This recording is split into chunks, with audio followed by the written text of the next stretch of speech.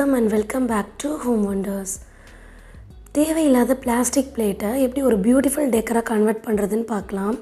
Home சென்டரோட இந்த decker பீஸோட price 2000 to 3000 இருக்கும். அதே டெக்கரை இந்த பிளாஸ்டிக் பிளேட்ஸை யூஸ் பண்ணி நான் ரீக்ரியேட் பண்ண போகிறேன். அதுக்கு இந்த மாதிரி கோல்ட் கலர் ஸ்ப்ரே பெயிண்ட் எடுத்து பெயிண்ட் பண்ணிக்க போகிறேன். இந்த பிளேட்ஸ் எல்லாத்தையும் நீங்கள் gold colour oil paint use பண்ணி கூட நீங்கள் பெயிண்ட் பண்ணலாம்.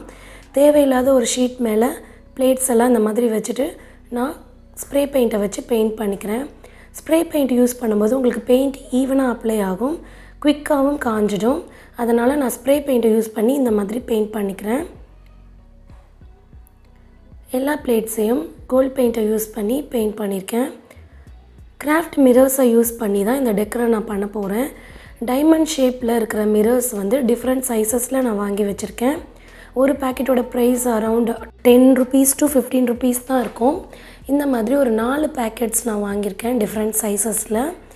ஹோம் சென்டரோட டெக்கரை நீங்கள் ரீக்ரியேட் பண்ணணுன்னா நீங்கள் டைமண்ட் ஷேப் மிரர்ஸ் தான் யூஸ் பண்ணணும். இல்லை எனக்கு எந்த ஷேப்பில் இருந்தாலும் பரவாயில்லன்னு நினச்சிங்கன்னா நீங்கள் ரவுண்ட் ஷேப் மிரர்ஸ் கூட நீங்கள் ஸ்டிக் பண்ணலாம். ஃபெவிகால் யூஸ் பண்ணி ரேண்டமாக இந்த மாதிரி மிரர்ஸை வந்து நான் அந்த பிளேட் பூரா ஸ்டிக் பண்ணிக்கிறேன்.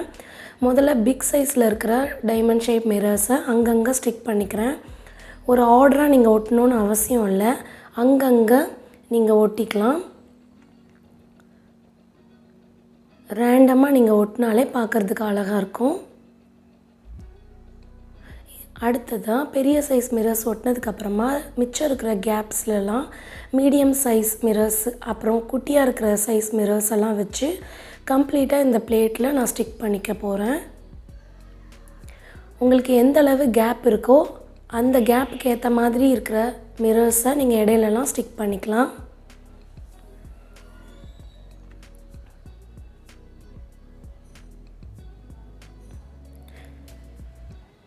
இந்த பிளேட் பூராமே ரொம்ப கேப் தெரியாமல் இந்த மிரர்ஸை அங்கங்கே ஒட்டி இந்த பிளேட்ஸை கம்ப்ளீட்டாக கவர் பண்ணணும்.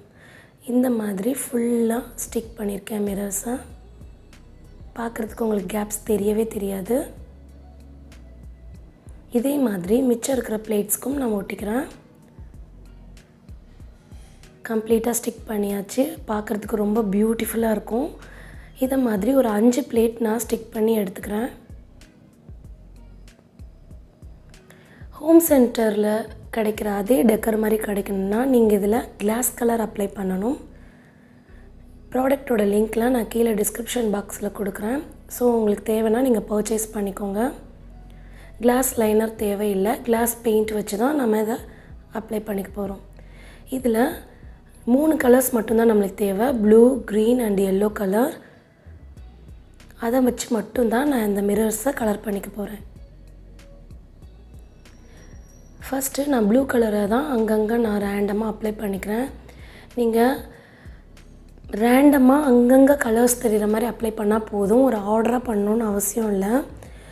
ஸோ நான் அங்கங்கே எல்லா இடத்துலையும் ப்ளூ கலர் வர்ற மாதிரி அந்த மிரர்ஸில் இந்த கலர்ஸை அப்ளை பண்ணிக்கிறேன். இப்போ நான் க்ரீன் கலர் அப்ளை பண்ணிகிட்ருக்கேன்.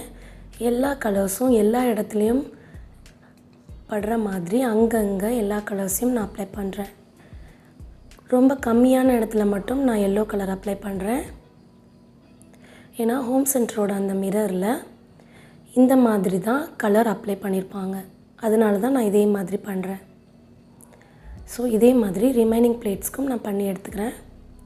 இப்போது கலர் பண்ணியாச்சு. ப்ளூ வந்து ரொம்ப டாமினேட் பண்ணுற மாதிரி தான் பண்ணணும். ப்ளூ வந்து ரொம்ப தெரியணும், எல்லோ வந்து கம்மியாக தான் தெரியணும். அதனால் இந்த மாதிரி ப்ளூ, க்ரீன் அண்ட் எல்லோவை வச்சு இதே மாதிரி ரீக்ரியேட் பண்ணியிருக்கேன். பார்க்குறதுக்கு உங்களுக்கு ஹோம் சென்டரோட டெக்கர் மாதிரியே இருக்கும். கலர்ஸை ப்ரொடெக்ட் பண்ணுறதுக்காக கிளியர் வார்னிஷை வந்து ஒரு கோட் அப்ளை பண்ணிக்கோங்க ப்ரஷ்ஷை யூஸ் பண்ணி. அப்போ தான் டஸ்ட்லாம் படாமல் இருக்கும். இந்த பேட்டர்னில் தான் நான் வாலில் இந்த பிளேட்ஸை ஸ்டிக் பண்ணிக்க போகிறேன். உங்களுக்கு எத்தனை பிளேட்ஸ் வேணுமோ அத்தனை பிளேட்ஸை நீங்கள் ஸ்டிக் பண்ணிக்கலாம். அமேசானில் இந்த மாதிரி கிளியர் டபுள் சைடட் டேப் கிடைக்குது. இது நல்லா ஸ்ட்ராங்காகவே இருக்கும் வாலில் ஸ்டிக் பண்ணுறதுக்கு. அதனால் இந்த டேப்பை யூஸ் பண்ணி தான் இந்த பிளேட்ஸ் எல்லாத்தையும் நான் வாலில் ஸ்டிக் பண்ணுறேன். இது வந்து ஒரு டபுள் சைடட் டேப் தான். உங்களுக்கு இந்த டேப் வேணும்னா ஸ்ட்ராங்காக இருக்கும், இல்லை நீங்கள் normal double sided tape use பண்ணி கூட நீங்கள் இந்த பிளேட்டை ஸ்டிக் பண்ணலாம். உங்கள் பெயிண்ட் பண்ண வால் வந்து அஃபெக்ட் ஆகிடுன்னு ஃபீல் பண்ணிங்கன்னா நீங்கள் கமாண்ட் ஸ்ட்ரிப் யூஸ் பண்ணிட்டு கூட வால் டேமேஜ் பண்ணாமல் கமாண்ட் ஸ்ட்ரிப்பை வச்சு நீங்கள் இந்த பிளேட்டை ஹேங் பண்ணலாம்.